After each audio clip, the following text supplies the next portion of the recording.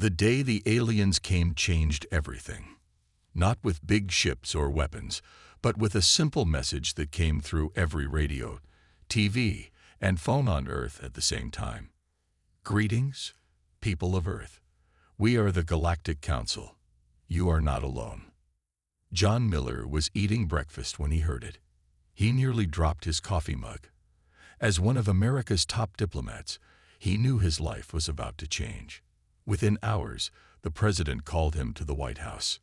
"John, we need our best diplomat for this." "That's you," the president said, her face serious.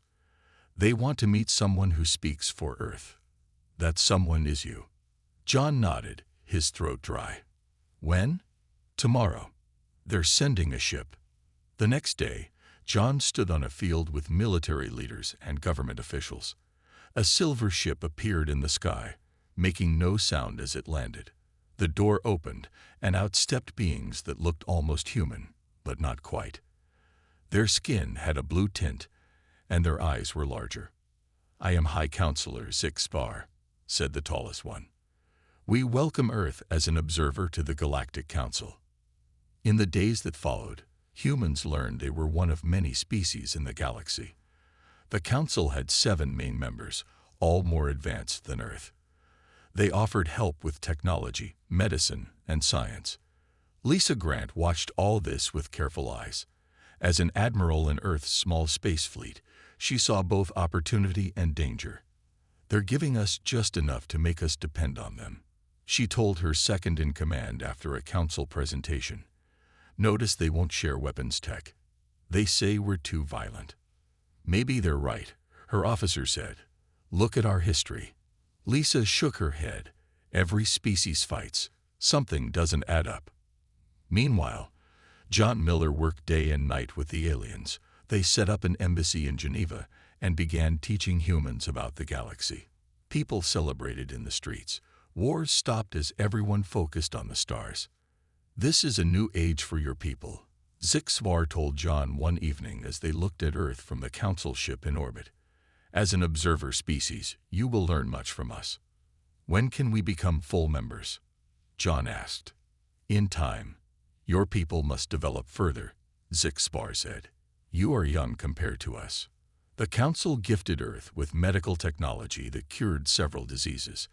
They helped improve Earth's power systems and showed how to grow more food. But when asked about space travel or defense technology, they always had the same answer: not yet. 6 months after first contact, Lisa Grant was invited to visit the Council's nearest base on a moon of Jupiter. The ship ride took hours instead of months because of Council technology.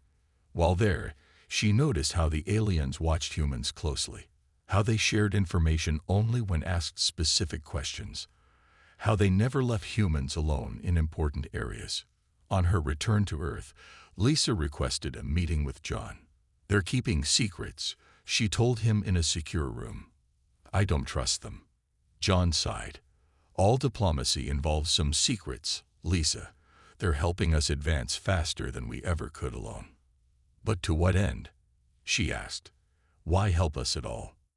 "Because that's what advanced civilizations do," John said. "They brought peace to Earth. No more wars, better medicine, cleaner energy." "At what cost?" Lisa asked. "We're becoming dependent on them." John stood up. "I need to work with them, not against them. Please keep your suspicions to yourself. You could damage everything we're building." Lisa left the meeting frustrated. That night, she began making notes of everything that seemed wrong about the Council.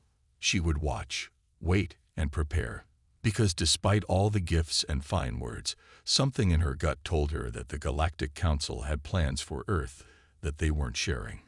And she was right. 5 years passed since the Galactic Council first contacted Earth. Much had changed, but not as much as people had hoped. John Miller stood at the window of his office in the Earth Embassy on the Council's main station. The view of space still took his breath away. Stars and ships moved past, each ship bigger and faster than anything Earth could build. John sighed. That was the problem. After 5 years, Earth was still far behind. The council gave them some technology, but never enough to catch up. His job was to change that. "Ambassador Miller, the council is ready for you," said his assistant. John straightened his tie and walked to the meeting room. The 7 council members sat in tall chairs around a table. John took the smaller chair meant for observers. "Honored Council, it has been 5 years since Earth joined as an observer. We believe it is time for full membership," John said. Zixvar, now looking older with paler blue skin, spoke first. "Ambassador Miller, your request is noted. But there are procedures, forms, assessments. With respect, we've completed all the paperwork 3 times, John said. "Each time, you find new requirements." A green-skinned council member waved a hand. "These things take time. Perhaps in another year." John left the meeting angry but trying not to show it. It was always another form, another year, another excuse. Back on Earth, Admiral Lisa Grant stood on the bridge of Earth's newest ship, the Defender. It wasn't as good as council ships, but it was better than anything they had 5 years ago.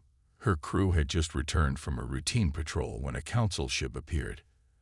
"Admiral Grant, your ship is in restricted space," the council captain said through the comm. "Return to Earth immediately." Lisa checked her maps. "We are in Earth's solar system. This is not restricted." New council rules. This sector is now under scientific study. No Earth ships allowed. Lisa wanted to argue but knew it would do no good. Understood. Returning to Earth. This was the 3rd time this month that Earth ships had been told to leave parts of their own solar system. Lisa was keeping track of every incident in her private files. When they returned to Earth, Lisa requested a meeting with John, who was back from the council station. They met in a park, away from any possible listening devices. "They're boxing us in," Lisa said. "Every month, more places we can't go in our own system." John looked tired. "I know. And they still won't vote on our membership. Something's wrong, but I can't figure out what." "Do you believe me now?" Lisa asked. John nodded slowly. "I'm starting to. But we need proof before we can do anything." "I'm working on that," Lisa said. "I have people I trust looking into things." One of those people was Steve Rogers, a pilot who flew supply runs to the council base on Mars. That evening, Steve was loading boxes when he noticed something odd. The manifest said medical supplies, but one box broke open, revealing mining equipment. Steve looked around, then quickly took pictures with his personal device. When no one was looking, he picked up a small piece of paper that had fallen out. It showed plans for a large structure on Mars, much bigger than the council had told Earth about. 3 days later, Steve met with Lisa in a quiet corner of a busy restaurant.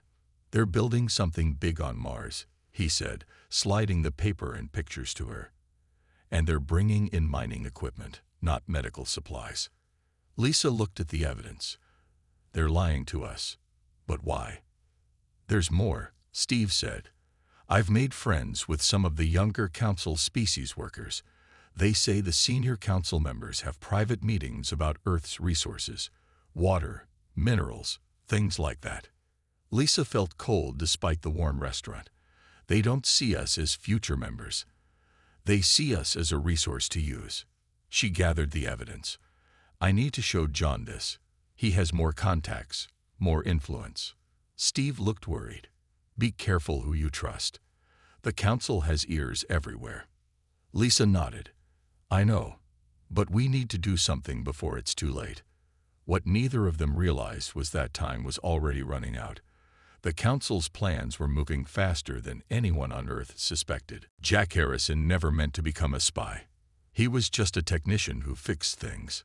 Smart with his hands, not great with words. The council hired him to work on their main space station because humans were good at fixing problems in ways the aliens never thought of. On a normal Tuesday, Jack was fixing a broken data terminal in a quiet part of the station. Most aliens avoided this area.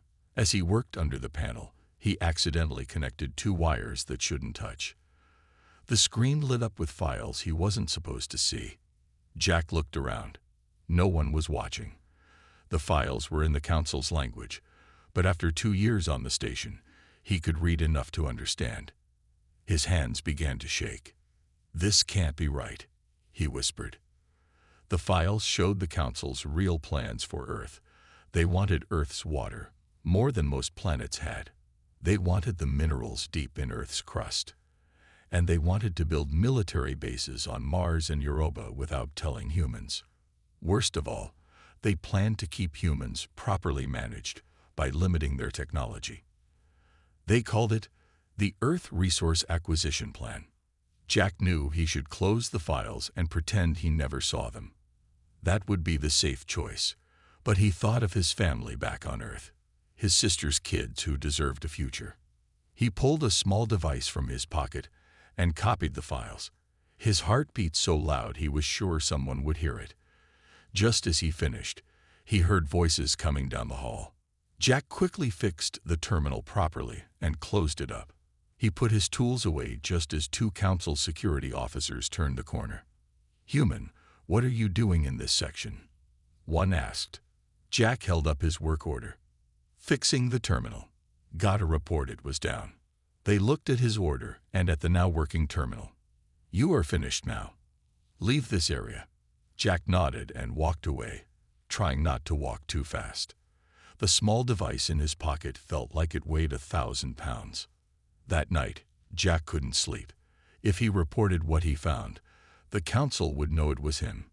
He might disappear, but if he did nothing, Earth would slowly become just another resource for the Council to use up.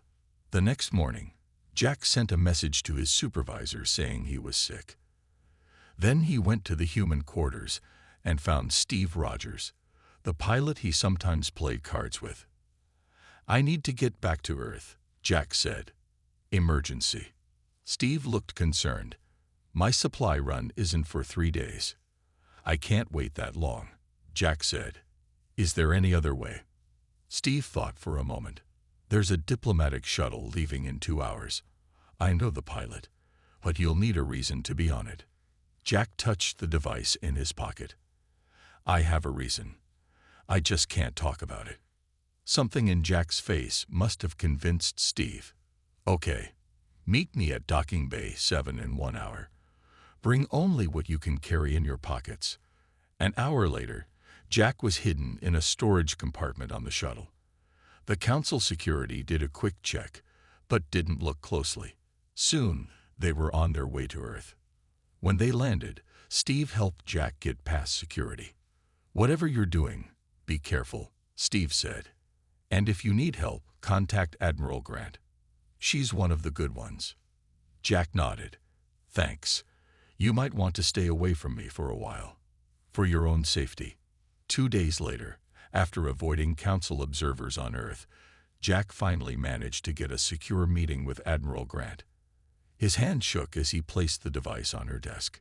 "You need to see this," he said. "The Council has been lying to us all along." Lisa Grant watched as the files played on her screen.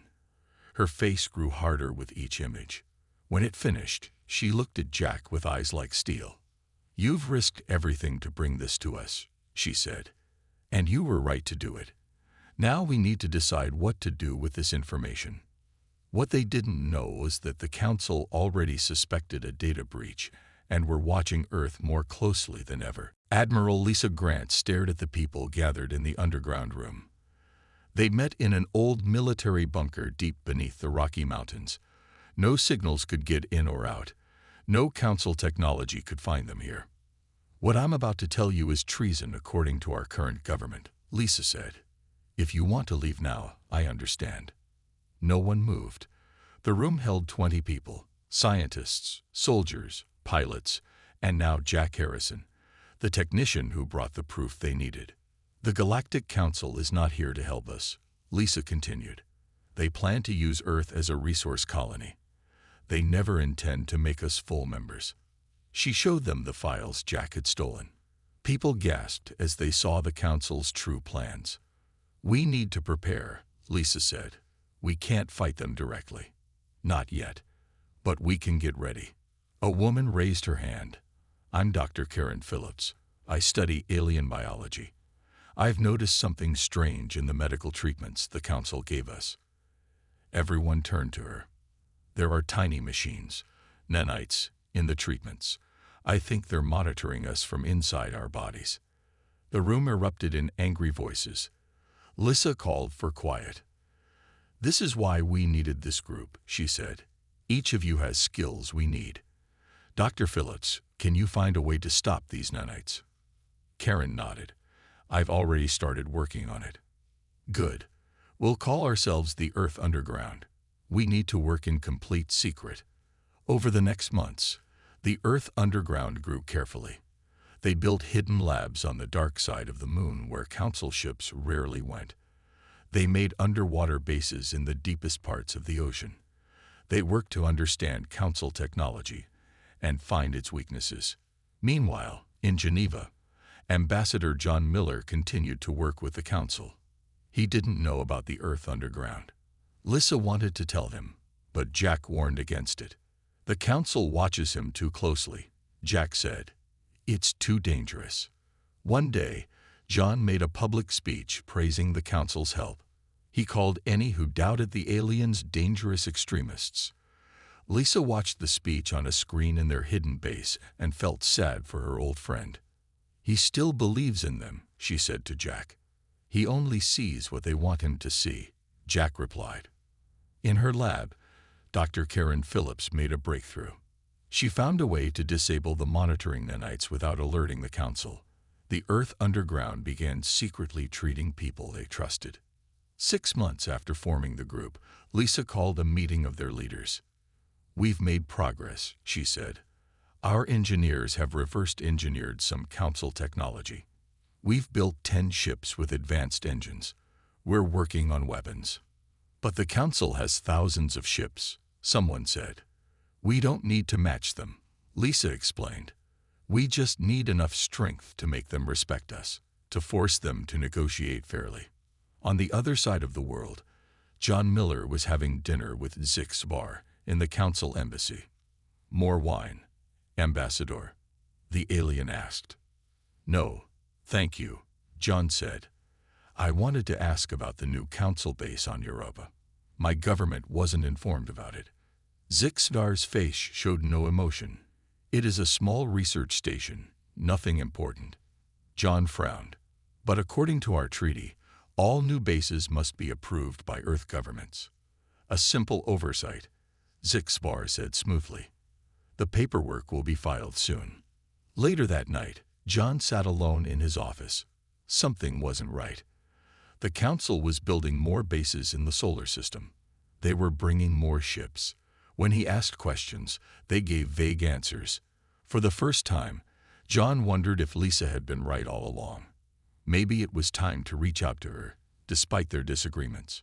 What he didn't know was that the council was already moving to the next phase of their plan, and time for Earth was running out. 1 year had passed since Jack Harrison brought the secret files to Earth. The planet seemed calm on the surface, but underneath, tension was building. President Laura Bell sat at her desk in the White House as her advisors argued around her. The council had just sent a message that changed everything. We can't accept these terms, said the defense secretary. They want control of all our space activities and mining rights. If we refuse, they threaten sanctions, said another advisor. We still depend on their technology for medicine and food production. Laura raised her hand for silence. Bring in Ambassador Miller. John entered the room looking tired. He had aged 10 years in the last 12 months, his hair now gray at the temples. Mr. Ambassador, is there any room to negotiate? Laura asked. John shook his head. I've tried every diplomatic approach. The council is not budging. They want us to accept protectorate status. What exactly does that mean? Laura asked. It means we would have no real independence, John said bitterly. They would control our resources and govern our space activities. We would be a colony in all but name. Laura stood up. Then my answer is no. Tell the council that Earth refuses their ultimatum. The room erupted in worried voices. John looked at Laura with new respect. They will not take this well, he warned. "I know," she said, "but I won't be the president who surrendered Earth's freedom." 3 days later, the Council response came. Council ships moved into position around Earth. No human ships could leave the planet. No communications could go out to human colonies on the Moon or Mars. The Council called it a temporary measure until humans reconsider their reckless decision. In reality, it was a blockade. John Miller was ordered to return to Earth. As his shuttle landed, he was met by government security. "Ambassador Miller, the president wants to see you immediately," they said. Instead of the White House, they took John to a small house in the countryside. Inside, he was surprised to find President Laura with Admiral Lisa Grant. "Lisa, what is this?" John asked. "It's time you knew the truth," Laura said. "Admiral Grant has been preparing for this day." Lisa stepped forward. "John, I know we've had our differences, but now the Council has shown their true face. Will you help us?" John thought of all the lies the Council had told, all the times they had delayed and dodged his questions. He nodded.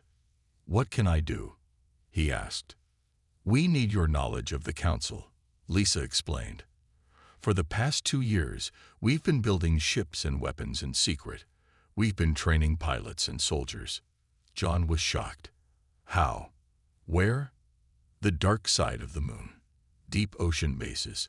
Places the Council doesn't watch closely," Lisa said. "We call ourselves the Earth Underground." "How many ships?" John asked. 50 combat-ready vessels with technology the Council doesn't know we have," Lisa said proudly. "Jack Harrison and Dr. Phillips have been leading our research teams." Lisa showed John to a window. Outside was a massive underground hangar. Ships unlike any he had seen before sat ready for launch. "Our engineers combined Council technology with human innovation," Lisa explained. "These ships can match Council vessels in speed and shields." "But the Council has hundreds of ships," John said. "We don't need to defeat their entire fleet," Laura explained. "We just need to break the blockade and show them we won't surrender." John looked at the two women with new understanding. "You've been planning this for years." Lisa nodded. "We knew this day would come. The question is, are you with us?" John thought of all his years of diplomatic work, his belief in peaceful solutions, but the Council had never negotiated in good faith. "I'm with you," he said finally. "What's the plan?" Lisa smiled. "In 2 days, we launch everything we have. Operation Freedom begins." What none of them knew was that they weren't alone in their fight. Across the galaxy, other species watched Earth closely, waiting to see if humans would accept their fate or fight back. The day of Operation Freedom arrived with no warning for the Council ships. Admiral Lisa Grant stood on the bridge of her flagship, the Defiance. Around her, crew members worked at their stations, faces tense but determined. "All ships report ready, Admiral," said her second-in-command. Lisa nodded. "Send the signal. Operation Freedom begins now." Across the solar system, hidden human ships powered up. They rose from the dark side of the Moon, emerged from underwater bases, and appeared from secret asteroid hangars. 50 ships against the Council's blockade of 30 vessels. On the Council command ship, alarms sounded. The alien captain looked at the display in shock. "Where did these human ships come from?" he demanded. "Why didn't we detect them?" His crew had no answers. The human ships moved with surprising speed.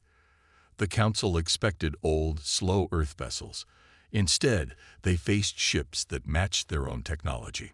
"This is Admiral Lisa Grant of Earth Defense Forces," Lisa broadcast to all ships. "We are breaking your illegal blockade. Stand down or face the consequences." The Council commander laughed. "You have some new toys, humans, but you are still no match for us. Surrender now." Lisa smiled. "I was hoping you'd say that." She turned to her weapons officer. "Target their engines only. We want to disable, not destroy." The battle began. Human ships moved in formations the Council had never seen before. They used attack patterns that confused the alien vessels. Most importantly, they had weapons the Council didn't know humans could build. Jack Harrison led a smaller strike team and 5 fast ships.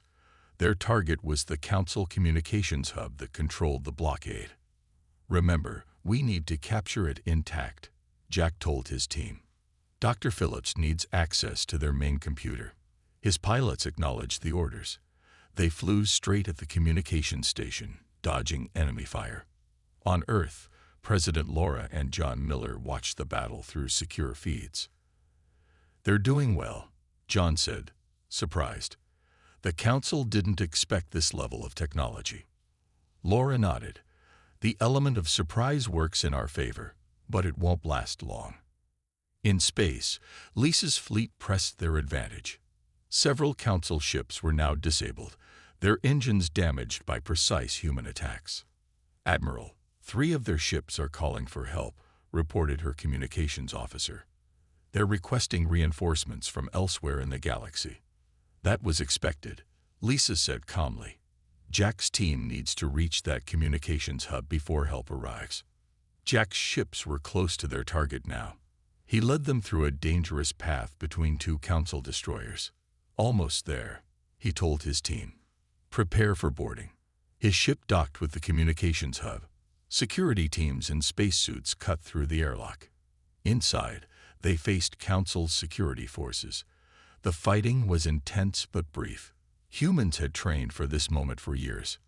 20 minutes later, Jack called Lisa. "Hub secured, Admiral. Dr. Phillips is accessing their systems now." Karen Phillips worked quickly at the alien computer. "I'm in," she said after several tense minutes. "Downloading everything and broadcasting now." Across the galaxy, on thousands of worlds, the truth about the Council appeared on screens and devices. The secret files Jack had stolen. Records of how the senior Council species had manipulated younger races. Plans to strip Earth of resources. "Message sent to all systems," Karen confirmed. "Everyone can see what the Council really is." Back on the Defiance, Lisa received news of more Council ships approaching. "They have reinforcements coming," her tactical officer warned. "At least 50 more ships." Lisa remained calm. "That's why we need to finish Phase 1 quickly. All ships, move to defensive positions around Earth." The battle had gone better than expected. Over half the blockade ships were disabled. The rest were retreating to regroup. "Admiral," called her communications officer, "we're receiving messages from other worlds. 3 younger Council species are denouncing the senior Council members. They're offering to help us." Lisa smiled. This was what they had hoped for, but hadn't dared expect. "Allies. Tell them we welcome their help," she said. "The fight for freedom has just begun." On a dozen worlds, ships were launching. Not to help the Council, but to join humans in their stand against tyranny. 2 weeks after Operation Freedom began, the solar system looked very different. Earth ships now moved freely. The Council blockade was gone. In its place, ships from 3 other alien species patrolled alongside human vessels. Jack Harrison stood in a large meeting room on the neutral space station Harmony. Around him were representatives from Earth, the Taurians, the Nebulan, and the Vexar, the 3 species that had broken away from the Council to support humanity. "The senior Council members lied to all of us," said Krell, the Taurian ambassador. His bull-like face showed anger. "They kept us weak while taking our resources, just as they planned to do with Earth." "They have done this for thousands of years," added Ziv, the slender, blue-skinned Nebulan diplomat, "always bringing in new species, promising membership, delivering only scraps." Jack looked at the aliens who were now their allies. "We're stronger together than apart," he said. "That's why they kept us separate." President Laura Bell spoke from a screen on the wall. "What we need now is a new organization. Not like the Council, but something fair where all species have equal say." The representatives nodded in agreement. For 3 days, they worked on a new charter. They called it the Interstellar Alliance. No species would rule over others. All would have a vote. Technology would be shared equally. Meanwhile, Admiral Lisa Grant prepared for the Council's next move. She knew they wouldn't give up easily. Her fleet, now joined by ships from their new allies, took position near Saturn.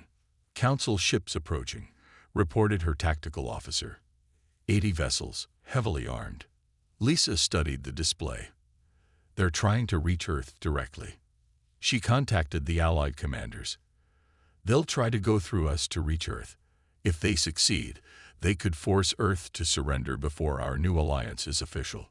The alien commanders agreed with her assessment. Together, they formed a battle plan. On Earth, Dr. Karen Phillips made a critical breakthrough. The nanites, she told John Miller. I can neutralize all of them at once with a specific signal. John looked hopeful. Every person the Council infected. Karen nodded. All of them. And the Council won't know until it's too late. John immediately took this information to President Laura. She gave approval to activate the signal worldwide.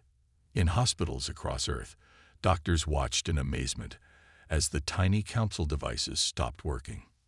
Back in space, the battle began. Council ships attacked with full force. They expected to face only human ships, not a combined fleet of 4 species. Hold the line, Lisa ordered. Don't let them break through to Earth. The battle raged around Saturn's rings. The beautiful planet became the backdrop for a fight that would determine the future of multiple worlds. On the Harmony Station, Jack and the other representatives signed the new alliance charter. As they did, a message arrived from a 5th species, the Drell, who had just overthrown their council governors. The Drell wished to join our alliance, Jack announced to cheers. Near Saturn, the battle reached its peak. Council ships pushed hard, trying to break through to Earth. Lisa's flagship took heavy damage. Admiral, they're targeting you specifically, warned her second-in-command. Lisa nodded grimly. The Council still thinks if they remove the leaders, we'll fall apart. They don't understand what we're fighting for. A massive Council battleship moved directly toward the Defiance, weapons charging for a killing blow. Lisa ordered evasive action, but the damage to her engines made her ship too slow. Just before the Council ship fired, 3 Taurian cruisers moved into position, taking the hit meant for Lisa's ship. One was destroyed completely. Taurian Commander Brax says this is how allies fight together, reported her communications officer. Lisa felt a lump in her throat. Aliens had just died protecting humans. This was something the Council never expected. True unity among species they had kept divided. All ships, Lisa commanded, attack pattern Omega. Show them what our alliance can do. The combined fleet moved as one, enveloping the Council forces. For the first time, the mighty Council fleet began to retreat. The battle was not over, but a turning point had been reached. The galaxy was changing forever. The final battle took place in the rings of Saturn. It was called the Battle of Saturn's Rings, and later children would study it in schools across many worlds. Admiral Lisa Grant stood on the bridge of her new flagship. The Defiance had been too damaged in the earlier fight. This ship was called Unity, built by humans and their allies together. All ships report ready, Admiral, said her second-in-command. Lisa nodded. Today we end the Council's rule. Today all species fight for freedom. The combined fleet was impressive. Over 200 ships from 6 different species faced the Council's remaining forces. The Drell had joined them, and recently the Praxi, a small but technologically advanced species, had also rebelled against the Council. The Council fleet was still powerful. 4 huge battleships led their formation, each commanded by one of the senior Council species. They had ruled the galaxy for over 1,000 years. They were not ready to give up. They're moving toward us, reported the tactical officer. Lisa studied their formation, just as we expected. Signal all ships to take their positions. The plan was complex but brilliant, developed by military minds from all the allied species. Each brought their own strengths to the battle. The Council ships fired first, powerful beams cutting through space. Some allied ships were hit, but most moved exactly as planned, drawing the Council forces into a trap. The rings of Saturn provided both cover and confusion. The tiny ice particles blocked sensors, forcing ships to rely on visual contact. This was where human pilots excelled, flying by instinct and skill. Now, Lisa ordered when the Council ships reached the right position. From behind the rings came a surprise attack. Ships that had been hiding among the ice particles emerged, hitting the Council fleet from behind. On Earth, President Laura Bell watched the battle with Jack Harrison and John Miller. The three had become the leadership team for humanity in this crisis. "It's working," Jack said as they watched the Council ships try to regroup. In space, the largest Council battleship targeted the Unity directly. "Evasive action," Lisa ordered, but instead of running, she ordered her ship to move closer to the enemy.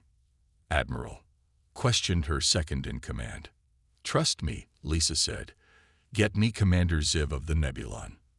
The blue-skinned alien appeared on her screen. "Ready on your command, Admiral." "Now," Lisa said. The Unity suddenly cut all power. It looked dead in space. The Council battleship moved in for the kill. What they didn't see were the tiny Nebulon stealth ships approaching, invisible to sensors. As the Council ship prepared to fire, 20 Nebulon vessels attached to its hull and deployed a new weapon developed by Dr. Karen Phillips. The weapon shut down the battleship's power systems completely. The mighty vessel went dark, drifting helplessly. One by one, the other Council ships faced similar tactics. 3 hours later, it was over. The Council fleet was defeated. The 4 senior Council species surrendered. 1 month after the battle, representatives from 23 species gathered in Geneva on Earth. It was the official founding of the Interstellar Alliance. Admiral Lisa Grant, now Fleet Admiral of the Alliance forces, stood with President Laura Bell, Commander Jack Harrison, and Dr. Karen Phillips as the new charter was signed. Looking back, Laura said in her speech, "The Council's betrayal was the best thing that could have happened to the galaxy. It united us in ways nothing else could have." The first to sign the charter was Zix Var, the former Council High Counselor who had once lied to Earth about the Council's intentions. Now he represented his people as equals, not rulers. "We forgot what it meant to be explorers and friends," he said as he signed. "Humans reminded us." After the ceremony, Lisa stood with her friends looking at the night sky. The stars seemed brighter somehow. "What do you think happens next?" Jack asked. Lisa smiled. "We explore. We learn.